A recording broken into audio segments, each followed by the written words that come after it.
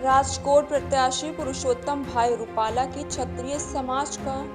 टिप्पणी का मामला। राजकोट के बाद लिमंडी में भी क्षत्रिय समाज ने पुरुषोत्तम रूपाला का जमकर विरोध किया और लिमंडी प्रांत अधिकारियों को शिकायती पत्र भेजा है। लिमंडी तालुका के क्षत्रिय समाज के नेता, पदाधिकारी, कार्यकर्ता बड़ी संख्या में मौजूद थे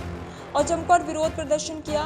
लिमंडी तालुका क्षत्रिय समाज से एक ही बात है कि राजकोट के उम्मीदवार के रूप में पुरुषोत्तम रूपाला का टिकट रद्द करें।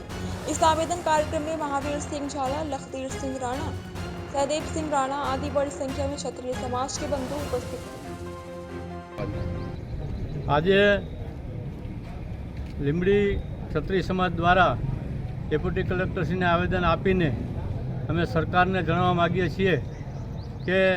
રાજકોટ લોકસભાના ભારતીય જનતા પાર્ટીના ઉમેદવાર પુરુષોત્તમભાઈ રૂપાલા દ્વારા અમારા ક્ષત્રિય સમાજ વિશે જે અભદ્ર ટિપ્પણી કરી છે એનો અમે જોરદાર સખત શબ્દોમાં વખોડી નાખીએ છીએ અને આ અંગે ચેતવણી આપી છે સરકારને કે જો આ ઉમેદવારને બદલવામાં નહીં આવે તો આ ક્ષત્રિય સમાજ આ અમારી અસ્મિતાની, અમારા સન્માનની લડાઈ અમે લડી લઈશું અને એનું પરિણામ સરકારને ભોગવવું પડશે।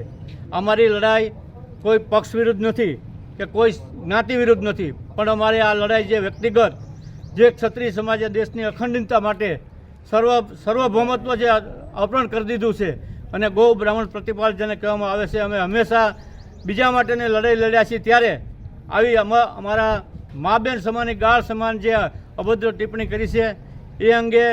ભારતીય જનતા પાર્ટી વહેલામાં વહેલી તકે આ ઉમેદવારને જો ખસેડી નહીં લે તો આના માઠા પરિણામ સમગ્ર ગુજરાતમાં ભારતીય જનતા પાર્ટીને ભોગવવા પડશે। એ આ તકે અમે ચેતવણી આપી કહીએ છીએ।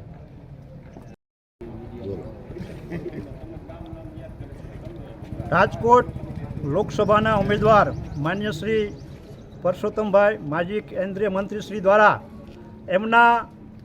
ચૂંટણી પ્રચાર દરમિયાન જે પ્રવાસ દરમિયાન અમારા ક્ષત્રિય સમાજના બાબતે જે ટીકા ટિપ્પણ કરેલ છે અને અભદ્ર શબ્દો વાપરેલ છે, જેનાથી ગુજરાતનો તમામ ક્ષત્રિય સમાજ નારાજ છે અને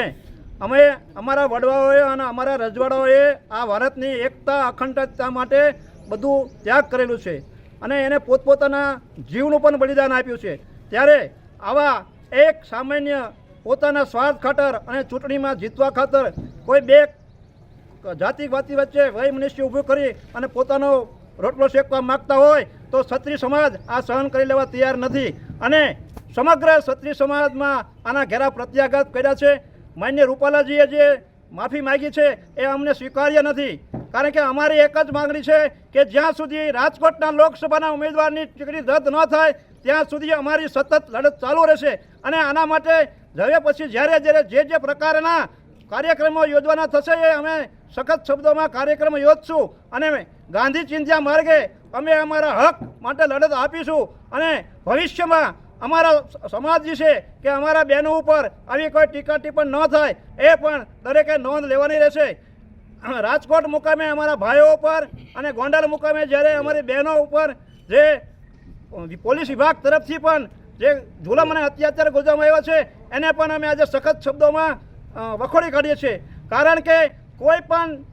જો અમારી સમક્ષ અને અમારી વિરુદ્ધ તમે પોલીસ વિભાગ એક્શન લઈ શકતા હોય તો વર્તમાન ઉમેદવાર સામે પણ તમારે એક્શન લેવી જોઈએ। એમના વિરુદ્ધમાં પણ સમગ્ર ગુજરાતમાં ઘણી એફઆઈઆરો દાખલ કરવામાં આવી છે, પણ એન કેન પ્રકારે દરેક પોલીસ સ્ટેશનમાં આ દબાઈ દેવામાં આવી છે। એટલે પોલીસ વિભાગને પણ અમે ક્ષત્રિયો વિનંતી કરી છે કે તમે એક તરફી વલણ નહીં દેખાતા, બંનેનું જોવો, જ્યાં નીતિ અને નિયમોનું પાલન કરી અને આગળ હાલો। અમારો તમને સંપૂર્ણ સહકાર છે અને આ જ રીતે જો